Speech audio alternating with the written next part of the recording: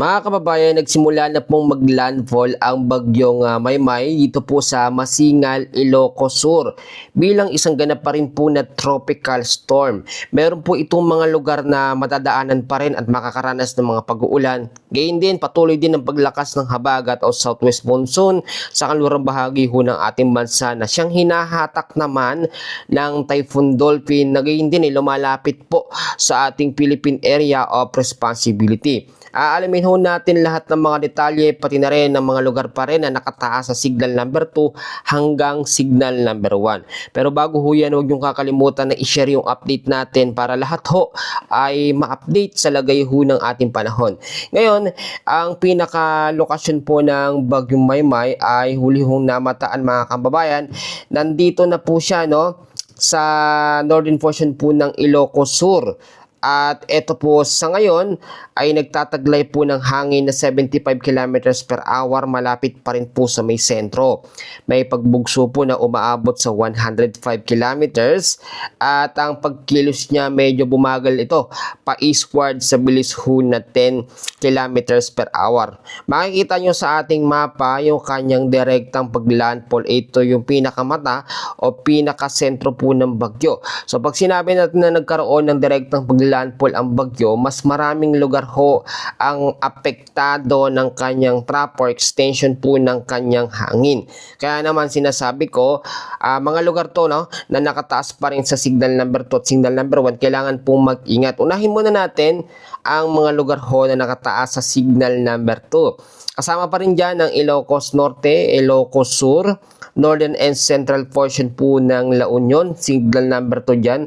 Kasama ang northwestern portion po ng Pangasinan, ang western portion ng Apayao, kasama rin ang Abra, western portion ng Kalinga, kasama ang western portion po ng Mountain Province, at yung northwestern portion po ng Cagayan, kasama rin sa signal number 2. Ang signal number 2 natin, meron niyang 24 oras na warning lead time at meron lamang lakas ng hangin na umaabot sa 62 to 88 kilometers per hour.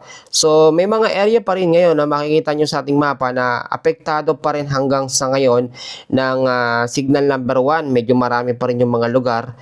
At lamin muna natin yung signal number 1. Nakataas pa rin ito dito po sa nalalabing bahagi ng La Union, nalalabing bahagi ng Pangasinan, nalalabing bahagi ng Apayao, nalalabing bahagi ng Kalinga, the rest po ng Mountain Province, Ifugao, the rest ng Benguet, southern portion po ng Babuyan Island, asama ang nalalabing bahagi ng mainland Cagayan, Isabela, Quirino, Nueva Vizcaya, northern portion po ng Zambales, at northern portion po ng Tarlac, signal number 1 din dyan, northern portion po ng Nueva Ecija, northern and central portion po ng Aurora.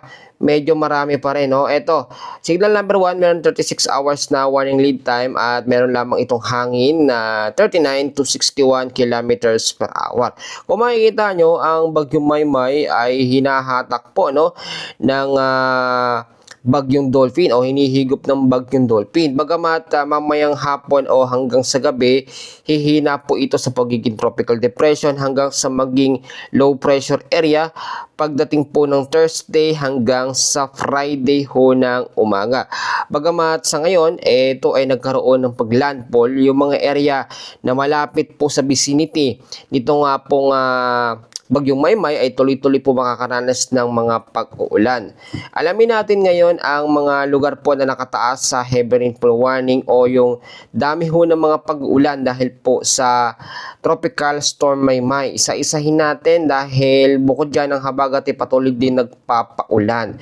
Ito po ngayong hapon po ng Huwebes, meron po tayong inaasahan na 200 mm na dami ho ng pag-uulan dyan sa may Ilocos Sur, dyan ang direktang landfall.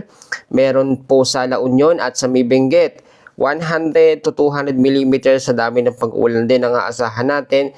Sa Pangasinan, Abra, Zambales, Kalinga, Mountain Province, Ifugao, ngayong hapon ho yan. At meron ding 50 to 100 mm na dami ng pag-uulan sa Ilocos Norte, Apayao, Nueva Vizcaya, Tarlac, Nueva Ecija, Bataan, Pampanga at sa parte po ng Bulacan.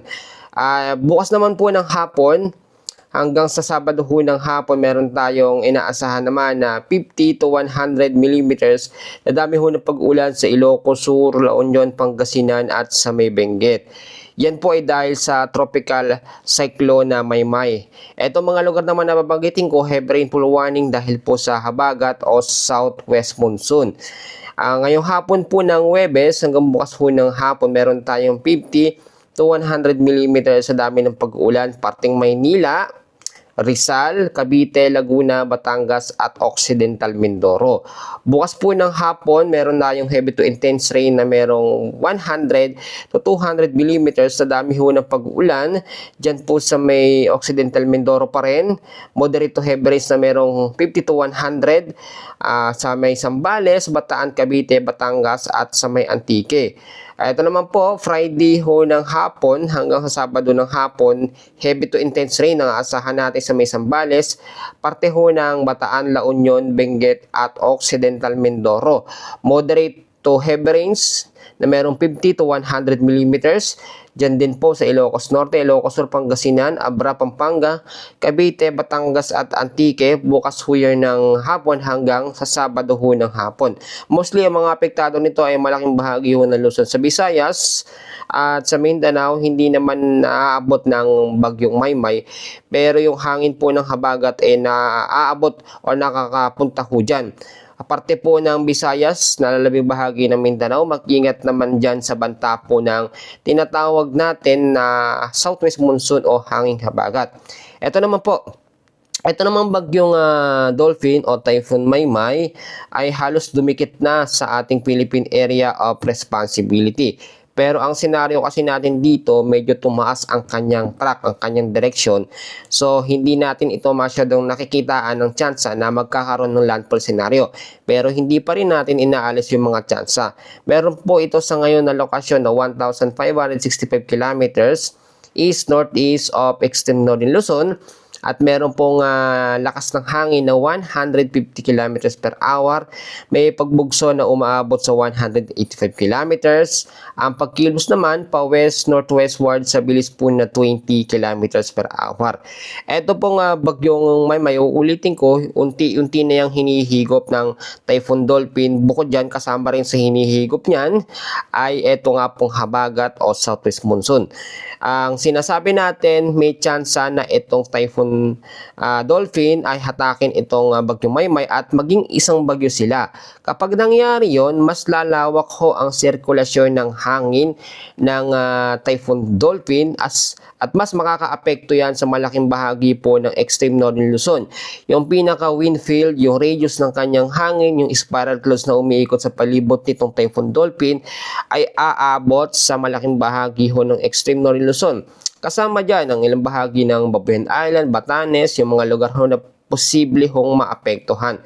Na malayo ko sinasabi, wala hong pasok ngayong araw po ng Huwebes sa malaking bahagi ho ng ating bansa. Inanunsyo ho yan ng Malacanang dahil nga po sa tuloy-tuloy o patuloy ng pag-uulan dahil po sa bagyong Maymay at sa habagat o southwest monsoon. Ang habagat ho ay mananatili ng medyo matagal-tagal na araw kahit mawala na o maging LPA na itong bagyong Maymay at lumayo na mawala na sa ating monitoring system itong Typhoon Dolphin. Ang habagat po ay tuloy-tuloy pa rin magpapaulan kasi nangyayari ngayon yung tinatawag ho natin na rapid intensification dito nga po sa habagat o yung paglakas ng paglakas ng habagat tuloy-tuloy dahil po sa Typhoon Dolphin. Kailangan pa rin natin mag-ingat at mag-antabay sa ating mga daily weather update dahil nga po tulad na aking sinasabi, ito pong bagyong Maymay nagsimula na maglandfall at yung mga lugar na malapit dito, asahan nyo na magkakaroon ng malawakang pag-ulan. Medyo mabagal ang pagkilos, so asahan natin ang epekto nito ay magiging consistent eastward sa bilis ho na 10 km per hour. Kaya naman kung kayo lalabas na inyong mga kabahayan, ugaliin nyo pong magdala ng payong, jacket, kapote, panlaban ho sa mga biglaang pag-uulan at gayon din, kailangan din mag-ista kayo ng pagkain, wag ho labas ng labas, yung mga matatanda, mga senior natin, mga kababayan natin sa ibang bansa, pwede nyo i-share yung update natin na to para malaman ho na ng mga kababayan natin ang kaganapan o latest update sa lagay ho ng ating panahon. Yan po muna ang ating latest na update ngayong araw po ng Huwebes, August 6 na po 2026. Maraming salamat at God bless po sa inyong lahat.